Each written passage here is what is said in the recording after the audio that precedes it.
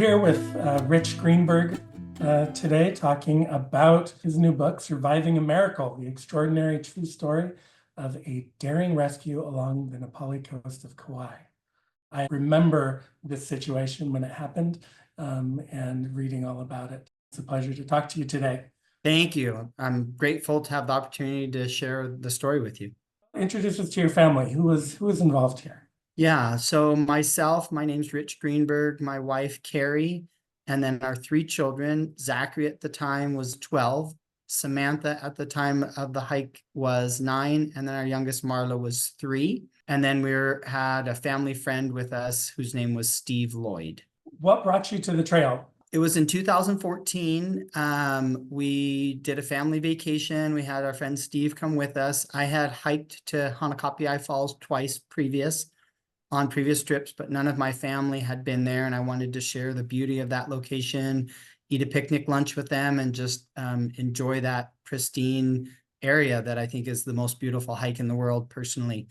And so we decided, a year beforehand, we kind of planned out this trip and decided that we would spend about a week on Kauaʻi, but one of the main focuses would be to do the hike. And so that was one of the emphasis for our trip, was to do the hike and get some relaxation. The kids had other things they wanted to do as far as go surfing and such. But for me, I wanted to share the beauty of this location with my family. It was as expected. I had been there, like I said, a few times before. The weather was gorgeous, sunny, very little cloud cover, no forecasted storms. You know, we come from Utah, where there are plenty of slot canyons, so we're aware of flash flooding and to be wary of checking weather. And so we checked all the weather reports and everything looked good. So we proceeded. We started early in the morning because we know it's an all-day hike. And we had young kids. Our youngest, Marla, who was 3, has special needs. She just barely learned to walk. And so we knew that I'd be carrying her in a backpack, so it would take a while. So we started early and we were hiking, and it was just a spectacular day in the beginning, and reached Kauaʻi Beach with no problems, crossed the first river crossing there, and spent a little time just letting the kids refuel, and just were enjoying the day at that point. It's a beautiful, beautiful hike. You know, right there, you come around and you walk down to the beach, across the stream at the 2-mile mark, basically along the Kauaʻi. Correct. And then you cut up toward the Kauaʻi, going up toward the falls. And then tell us what happened as you So we were hiking up to the falls, and everyone was anxious to get there. I mean, things changed throughout time, but at the time we were hiking it, there were essentially 4 stream crossings, the first one being at the beach. And then as you hike further along, you cross the stream a few more times. We got to the 3rd stream crossing. It was a little bit deeper, but everything was great. We crossed the 4th stream crossing. It was only, the water depth was pretty low, like ankle level, and we were able to cross it easily. We all walked in the stream bed, no current. And we reached the shore, and I knew from experience we only had like 5-10 minutes left until we reached our destination. Still gorgeous weather. I mean, in that area, it always rains, but up until that point, we had a few sprinkles for like less than a couple of minutes total. Sun was shining. And so we were hiking all together, me and my children, and then my wife and our friend Steve were just a couple minutes behind. And we turned the last corner when we were expecting to see the waterfall. And instead of seeing this long, towering, skinny waterfall, we saw this raging beast of water. And only at that point was it noticeable that something had changed. Right as soon as we turned the corner, the wind picked up and it was blowing sheets of water. What I think still was, it wasn't raining at that point. It was actually just the wind was blowing the water from the waterfall at us, to the point where it was very high pressure in your face, pushing you backwards. We were kind of holding our hands out and realized at that point, hey, the weather is changing. We better get out of here. So at that point, my wife and friend Steve had caught up to us, and I said, we got to get out of here. So we turned around and we started hiking quickly down the trail, thinking there's a storm coming. We better get out of this canyon. And we got back to the stream crossing, now the very first stream crossing on the way down the trail. that we had just crossed, maybe somewhere in the neighborhood of 10 minutes before with no problems. My youngest, Marla, was in a backpack with me, and then I held my 9-year-old Samantha's hand, told her to hold her brother Zach's hand, and the four of us went in there. My wife Steve, or my wife Carrie and our friend Steve were just a little bit behind us. So we entered the stream and we started walking across, and we got about 2/3 of the way across the stream, and out of the corner of my eye, from my peripheral vision, I just saw my son slip. So instinctively, as a parent, I thought, he slipped, I'll help him. I turned to reach and bent down to try and grab him. And at that point, I realized he had been swept away by the stream. And as soon as I had turned and my body position was lower, it was like someone shoved me hard with 2 hands in the back, boom, and forcefully, now myself, my 3-year-old daughter with special needs in the backpack, and then my 12-year-old son were in this raging river fighting for our lives. That's crazy. When I read your book, it was like I couldn't put it down. It was like I want to know what was happening next. What was, and I felt that I was there with you, seeing it all. It was really well written. Thank you. And one of my favorite parts about reading the book was the way that you would say what happened from your point of view, but then you would cut out to see, we would hear what the people you were running across, you'd hear what they saw from their point of view. Thank you. I've heard from a few different people things, and some people mentioned that there was some repetition, and that was done on purpose, in the sense of, I wanted this to be the most true account. And I know that my version of the events will be very different in the river, and even when we got out on the side of the river, than the people who saved us from the helicopter, because they were hundreds of feet in the air, and the other people on the other side of the stream, or people who were at different vantage points, and people who were trying to save us when we got pulled from the river as such. I wasn't in their position, and I wasn't thinking what they were thinking and seeing what they were thinking. And so to me, I wanted to present the most accurate possible story of what actually happened. And so to me, having all of these accounts from different individuals, we were really grateful that they were able to write those for us and help us, really gave the most true and accurate portrayal of what truly happened that day. And so I appreciate you telling me that. Through this experience, you met a lot of new friends, a lot of people who, you just, don't even know, they're complete strangers, but through this experience, you're now friends. It's obviously a life-changing experience. 3 of us in the river should have died by all accounts. I mean, there's no reasonable explanation why any of the 3 of us are alive, especially my younger daughter, who almost fell out of the backpack, my son, who had to wait 5 hours across the stream while the river's rising in a torrential storm, and how he was saved by a helicopter. All of the rescue people and all of the reporters said, we don't ever see this. When someone falls in the river or gets swept in the river during a flash flood, we fish their body out a day or 2 later. No one ever really makes it out of that stream, let alone all 3 of you. It's just unbelievable that any of you come out alive. And so the fact that we had this life-changing story, and the fact that total strangers went to bat for our family is, and when I mean went to bat, above and beyond the call of what a normal person might do. Things like giving up of all of their gear, trying to go in the river to rescue my son, when we couldn't get word out that we needed some type of rescue for my son, and the day was moving on, and we were worried that night would fall, and then essentially all options would be over, because the river would rise, he would get swept in, and he would die. A man purposely went into chest-deep flooded river to cross it, knowing the risk to his own life, to try and help a 12-year-old boy he never met, a boy that he saw across the stream. He knew of our needs. What everyday heroes these men and women are to our family. And so we've been able to meet some of them as we've gone to different places. I'm from Southern California, and so some of the people live in Southern California. We've been able to connect with them. Other people have come to Utah. We've been able to have dinner and see them, but we do still keep in touch either via email or different routes, just because they've played a special role in our family. And then the firefighters, the fire rescue team who rescued our family, hard to put into words. Thank you is just not sufficient for what they did, risking their lives, flying down that canyon in a torrential storm, winds, rain. We later learned that other rescue crews, like the Coast Guard, refused to fly in that canyon even on a sunny day because of the risks of the dangers of that canyon, all of the branches and trees and greenery. It's too risky for them to fly in that canyon.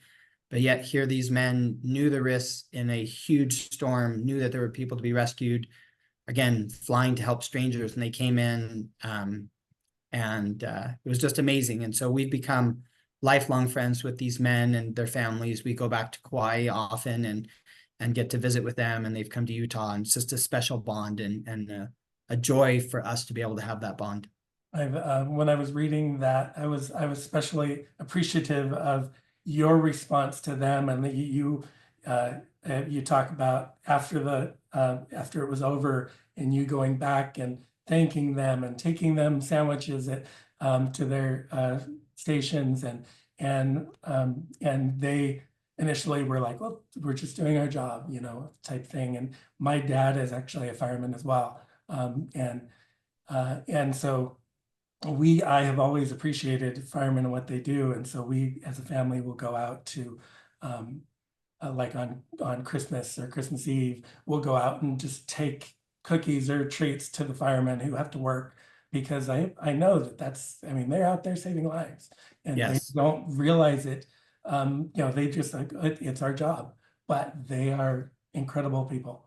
Absolutely, they are, and these firefighters are the most humble people I've ever met. They still, to this day, 10 years later, don't want the recognition, don't want the fanfare of it. They just say, that's our job, and we're grateful that your family is alive. But what they did was above and beyond the call of duty. I mean, I'm by trade a pediatrician and pediatric emergency medicine physician, and when I worked in the ER, sometimes we would be the medical control for Life Flight when those helicopters went out to either on a scene of an accident or to transport a really sick child. And the decision of the Life Flight helicopter and whether to fly in bad weather is always the pilot's, not the medical personnel. And I thought, when we were in that canyon, there's no way they're going to get a helicopter down this canyon under these conditions. And many hours and many prayers later, here came that helicopter coming down that canyon. And so I knew they were taking a big risk flying in that. And so for them to do that is just truly above and beyond heroic. And so we wanted them to know that we recognized not only what they did risk their lives, but totally impacted our family. 10 years later, my 12-year-old's now 22. He's served a mission for our church. He's in college. He's getting to live the life that we hoped and dreamed for him. And they don't come down that canyon, all of them. I mean, if their battalion chief, Albert, doesn't give the okay for them to fly, and if the whole crew doesn't fly and perform this rescue, my son's no longer with us. And I will just say, if you had witnessed it with your own two eyes, this would be something that you might say, I'm not sure I actually believe what I just saw. I don't think Hollywood could replicate what I just witnessed. It was unbelievable. And so we're truly grateful for them. Interesting, the 2 days after our rescue, when we went to visit them at their fire station, we spent about an hour and got to talk with them, which was really, really special for us. And I told their captain, I thanked him. And then I said, I want you to know I called your chief, your deputy chief, and your mayor to tell them how grateful we are for what you guys did and how amazing your efforts were in saving my family, especially my son. And Captain Gordon Tamura said, I know that you called the mayor. And I said, well, how do you know? And he said, we had a scheduled budget meeting yesterday, and the budget meeting was to decide the fate of our air rescue team. And the word on the street was it was too expensive, and the county council was set to cut funding for the team. And he said, when they had the meeting, they played the video of you that was recorded by the reporter holding your son and crying and thanking these men for their brave heroics that only could have saved your son with them doing it. And then afterwards, they all voted unanimously to keep the funding for the team. And so he turned to me and said, it's me that needs to thank you, Rich, for this. And I said, well, no, that's just you being humble again. But through the discussions, we learned that a few years before, they had won the Ben Franklin, not those particular men, but the Kauaʻi Fire Department won the Ben Franklin Award of Valor, which is the most prestigious award in the world given to the most heroic rescue that year for the firefighters. And they said before that award, they didn't have a rescue helicopter. I said, well, how did you rescue people? He said, we'd use a tour helicopter. And we'd call up a tour helicopter and say, please put down your tour. We need your help. And he said, but we never trained with them. So I said, how would you have rescued my son? And he said, there's no way we could have rescued your son without the training and working together and practicing these type of scenarios. He said, but when we got that Ben Franklin Award a few years ago, we then got enough publicity in the government to say, hey, we really needed a dedicated helicopter and team for this. So that Ben Franklin Award really gained them the ability to get their own helicopter and start their team and to develop in that way. And so when I heard about this, I thought, well, naturally, they're going to be recommended again for this award because 121 people rescued, no deaths, the most amazing rescue that could possibly think about. And so I contacted the Ben Franklin Award and I said, hey, how does this happen? He said, well, you don't get to nominate them. Their fire chief has to nominate them. I said, okay. So I waited a few weeks and I contacted Ben Franklin and he said, well, they haven't been nominated yet. And every week I kept contacting him and the guy said, Rich, I'll let you know if Kauaʻi has been nominated. Stop bugging me. But there's only a week left. And if nomination's not in, then we're not gonna, they can't get, the award. So I kept emailing the fire chief and the deputy chief and not hearing anything back. And I recognized there was probably some political stuff going on, but I didn't care. At that point, I said, I need to step it up. And so I emailed the chief and the deputy chief and CC'd the mayor and governor and said, here's what happened. Not sure what's happening, but you only have a week left to nominate. These heroes need to be nominated. A couple days later, I got a response. Here's our nomination for the Ben Franklin Award. I think they just were being humble and didn't want to take all the credit for Kauaʻi since they had won it a couple years before, which I understand. But to me, I didn't care about stepping on toes at that point. I knew our heroes deserved to at least be nominated. So then they went on to win the award, and Motorola, who co-sponsored it with the IAFC, the International Association of Fire Chiefs, flew these men and their wives or whoever from a family member out to Dallas. And then when we heard they won and they were going to be awarded in Dallas, I contacted the fire department and Motorola and said, can our family come and watch these men? And when I explained they said, well, how are you associated? And when I explained, they said, we'd love to have you. And so our family flew to Dallas and were there to watch them receive their award. And they actually played part of that video of me crying with my son and thanking them. And then they brought us up on stage and bought pictures. And then they interviewed all the men, the fire chief and all the people involved. And then asked me to say something as well. And so they interviewed me and just asked, how are you feeling with this? And so it was a beautiful, special moment for us to watch them receive at least a small amount of due credit that should have come their way. And then be able to visit with them and get to know them better and kind of really start our relationship at that point. In reading the book, I remember hearing you describe that, like the worst moment of your life and the best moment of your life on that day. I was feeling those same feelings as I was reading. One of the most incredible parts is the jump.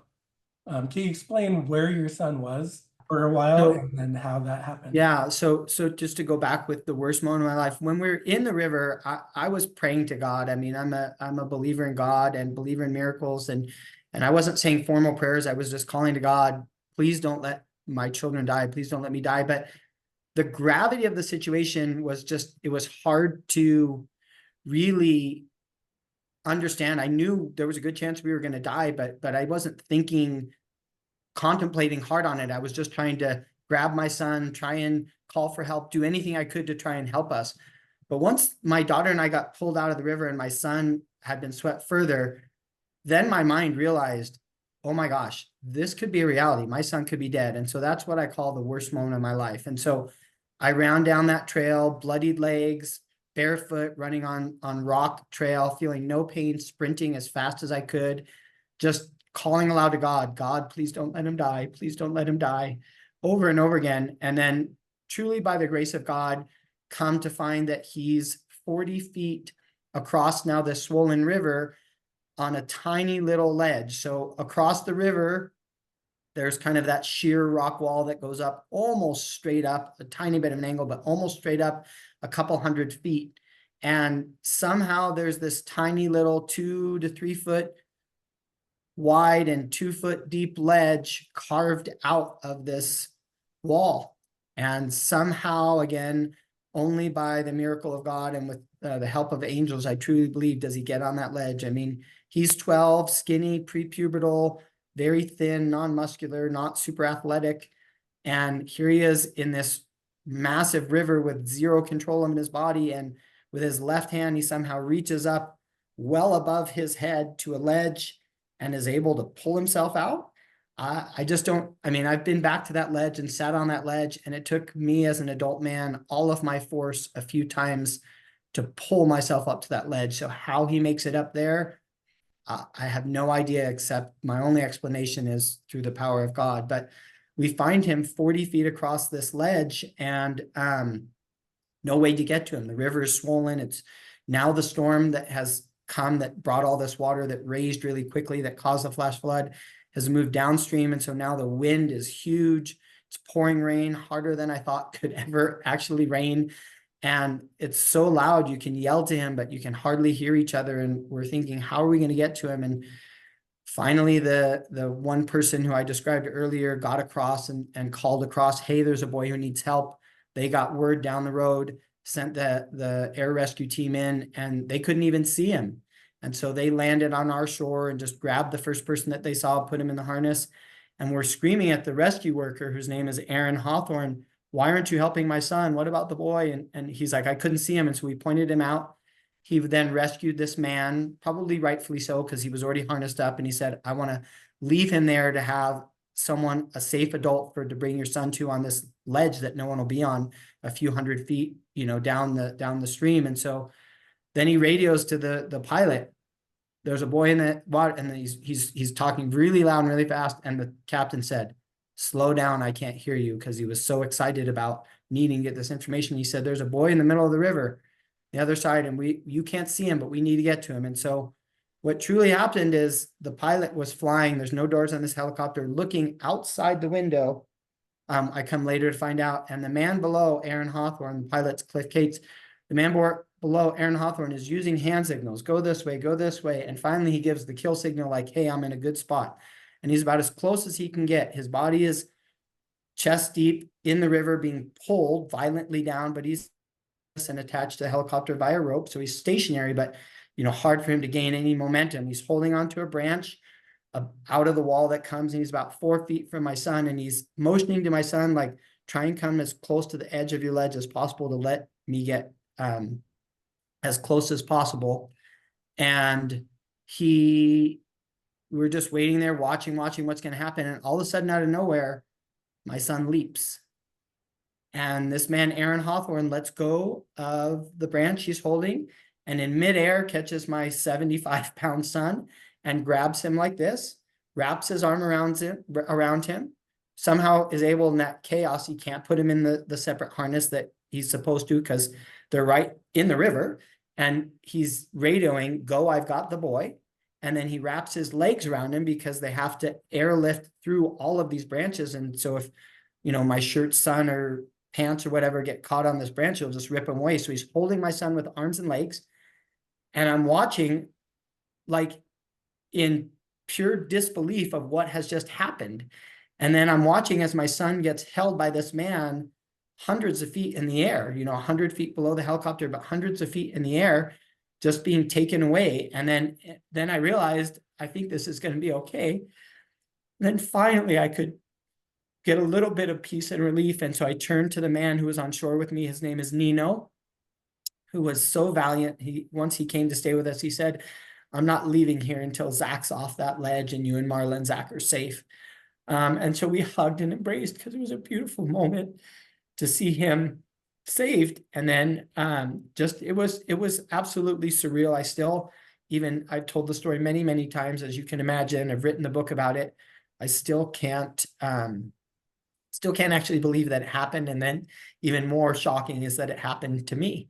And happened to my family. But it was, I don't know how else he would have gotten to Zach without Zach leaping, because he was trying his best to get close, but that force of that river was so great, he couldn't really get much closer. That's an incredible story. That's something you would see in Hollywood, like, jumping to be saved. It was incredible to read that. How has this experience affected your family later on, like after? Interesting, everyone, my wife and I, our extended family, worried about Zach. They thought, how is he going to deal with this? Because he almost died. And then after getting out of the river, he spent 5 hours alone on a tiny ledge, watching the river rise and rise and rise, and maybe not contemplating and understanding everything all the adults realized could happen, but he understood the gravity of the situation. And so we worried about him, and we said, Zach, we think maybe you should go see a counselor. And he said, why? And I said, to talk about your feelings. And he goes, I'm fine, Dad. And I said, well, maybe you're not fine. And he said, well, what's the big deal? And I said, well, Zach, you almost died. And he said, yeah, but I didn't, Dad. And I said, and half of your family almost died. And he said, yeah, but they didn't. And we're all okay. And so I'm over it. I said, I understand what happened. And I believe that, God intervened in our lives, but I'm not sad about it. I'll talk to a counselor if you want. And so we actually had him talk with a friend of ours who was a close friend who is a counselor. And she said, I think Zach's good. And so that was another small miracle in my mind, a blessing to our family, that Zach didn't have to endure. And, the rest of us, I think apart from me, most everyone, it was traumatic for my wife and I, obviously, but most of us got back to regular life. I went back to work, and went back to our regular crazy family life. And, but from the moment we got pulled out, and even after, it was hard because I was mostly worried about Zach, but even that night when we were all rescued, I had this heavy feeling of guilt. And I didn't really understand it at first. People were saying it's survivor's guilt, and it lasted many, many months. And I said, it's not survivor's guilt. One, it's different. Two, no one died. So it's not like I'm feeling guilt that someone else died and I lived. It wasn't that. But I didn't really understand it until that same friend who I mentioned kind of had talked to my son, gave me this book of a true story of a lady who was kayaking and then got buried under a waterfall and had a near-death experience. And in there, she described how in that very moment, she recognized the only way that she makes it out of there alive with all the series of events that had to happen was that God truly was kind of like playing like puppeteer, like, hey, let me help this situation. And she said, at that moment, I felt unworthy, because not that I was a bad person, but why did I deserve, when millions of people are in need every moment in life, why did I deserve for God to be watching over me? Not that God can't watch over more than one person at a time. And when I read that, I thought, this is exactly, I kind of understood it, but couldn't really express it. This is exactly how I'm feeling. Why in that very moment in the world was God orchestrating this to save all three of us? And I felt unworthy, and it took me months of kind of contemplating it, writing the book, talking with kind of people in our church who were kind of spiritual advisors, and getting advice for me to really kind of get. So it was a process, but I think for the most part, I think I'm over it as much as I possibly will ever be. You can still see I'm emotional anytime I talk about it. Just those feelings are like they were yesterday, even though it was 10 years ago, because they're just such strong emotions when your kids are involved and there's, potential harm for them. Why did you write the book? 2 days after this happened, I bought a little handheld recorder. Actually, my mom in her wisdom said, buy a recorder because you're going to want to record everything that happened. It was a miraculous story. So I listened to her, which I'm not always that bright, but I listened to her and I recorded my story. I asked our friend Steve and then all of our family members, except our youngest, who was 3 and with special needs, couldn't. So we all recorded our story, but I knew right from the very get-go, this was no ordinary story. This was had layers and levels of unbelievable, miraculous things that happened. So many things that came together. Having a man who was a professional photographer be in the right place at the right time with a 9-foot extendable tripod he had just purchased the day before. Even though the rest of his family had turned around, recognizing the dangers of the stream, he said to his wife, I'm going to wait there and wait till the stream goes down. And she said, Mike, the stream's not going down. And he said, I know, but I feel like I need to just wait here. So, I mean, how all these things lined up, I just knew the story had to be told. And personally, it was healing and healthy for me to write about it and understand and process my emotions. But I believe that there were good messages that really the world, I believed, should hear about. That, I believe a lot of times in the news, you hear about evil, you hear about murder, and you hear about theft, and you hear about crime. You don't always hear about the good stories. And here were 12 men and women, if I'm getting my numbers right, who sacrificed their comfort, their safety, and some of their lives, who were just hiking. And they're in some of their accounts, you probably read this in the book. One of them said, when we saw Zach sitting there on that ledge, he became all of our child.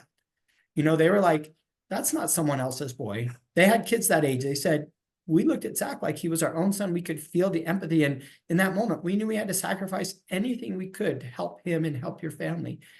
And so here were these men and women who sacrificed everything, including the man who risked his life to get across the stream to get word out. And then the air rescue crew who risked their lives to help our family. I just knew that those messages of the goodness of people, that there are good people in the world, needed to be told. And that also that God is a God of miracles, that miracles still happen in this day and age, not just in the times of the Bible. So I felt strongly that this book should be out there. We hope that somehow the publicity from the book will garner some support. We've tried to get traction for the movie, but writing and getting the book published was hard enough. Doing a movie is even the next level. And so we just knew that the story should be told, and we hope it can continue to be told, not for my own fame and publicity, but really for the messages that I stated, that people are good people, that great people out there, that there's a God of miracles, and that for the recognition of these men and women who risked everything to save pure strangers. And so that's really why I wrote it and wanted it. Part of the proceeds of the book will go to Friends of Kauaʻi Fire Department, which is a nonprofit organization they have to help them purchase equipment that they can't get funding for through their regular government funding. So I'm hopeful that the book does well so we can give back even more. We've donated in the past to that, but we hope to be able to donate more to serve these heroes. I love that. I love that. A lot of the people who are going to watch this are familiar with the trail, are planning trips to the trail, have been there, and just love the trail in general. Do you feel that your experience should scare people from the trail? Since the flash flood, I've been back on the trail. I think I counted 5 or 6 times. I've been to the waterfall with my family. Everyone in my family has gone back there, except my youngest, who is now older and much bigger, still not very adept at walking over rocky surfaces and too big to carry. So she's not been back, but the rest of my family's been back. We've been back actually with the firefighters who saved our family, the helicopter pilot, stunt it, Aaron, who grabbed my son, Adam, who was one of the other firefighters. In fact, about a week and a half ago, while we were in Kauaʻi celebrating the 10th anniversary and helping promote the book and visit with our firefighter friends, my wife and I, our two older kids, and then Adam, one of the firefighters, and his youngest son did the hike and made it all the way to the waterfall. And so people, before the permitting process for just the day permits, not the whole Kauaʻi Trail, but the day permits, there were 2,000 people a day who did this hike. So in the last 10 years, there've probably been hundreds of thousands, if not more, of people who've done the hike. And yes, flash floods happen there, like anywhere, but that's to say, so should no one ever hike in Zion's Canyon, one of the famous national parks in Utah? I don't think so. I think freak things happen and you need to be careful. And obviously if there's storm warnings, you need to take them seriously, but there was no storm warning that day and things happen, but I'm not afraid to go back. And we've actually taken some criticism through social media about, putting your life in danger and putting your kids in danger. And to me, it's like, if you drive in your car, you could get in a wreck. If you go on a regular, easy hike, you could be hit by lightning. Now I wouldn't go out in a lightning storm, but we live in Utah in the mountains. We go hiking. And so I'm not afraid to live my life. And so I wouldn't take unnecessary dangers, but to me, it's a safe thing where, yeah, a handful of people, I think over the last 30, 40 years, something like that, there have been like about a death a year, less than a death a year in that area when flash floods or people have fallen off of a high cliff. And so those things happen, but that's to say, should no one ever hike again? I think it's safe. I've been back numerous times. I've taken my family back. The people who rescue people from that area do the hike. So that should say something to you. So that's how I would answer that. Do you have any tips for those planning to go on the trail? I would say just be smart, be wary, look at the weather forecast, especially if you're going to be going up the canyon to the waterfall. If there is forecast of storms, beware. There is that danger of flash flood. And so just be smart about that, be prepared, bring plenty of water. It's a long hike. It's a most of day hike. It's about if you go to the waterfall, they say 8 miles, but I've clocked it. It's closer to between 8.5 and 9 miles. So it's an all day thing. You need water. You probably ought to bring some gear just in case there's rain, like a rain jacket or such. But I would say go enjoy the most beautiful views in the world would be my best advice, because I think the Nepali coast is the jewel of the island. Yes, I agree. So the book is Surviving a Miracle by Rich Greenberg. It's a great read. We touched on very little of it. It's exciting all the way through. The official launch date is August 13th, so coming up soon, but you can find it. You'll be able to find it on Amazon, on Barnes & Noble. Right now, you can actually pre-order it on ballastbooks.com or on my own personal website, which is ragbooks, ragbooks.com. You can order it and it's cheaper there, but it will be pretty much everywhere books are sold. Check it out. Thanks for being with us. Thank you so much. Appreciate the opportunity to talk with you, Daisy. Thank you so much for the opportunity.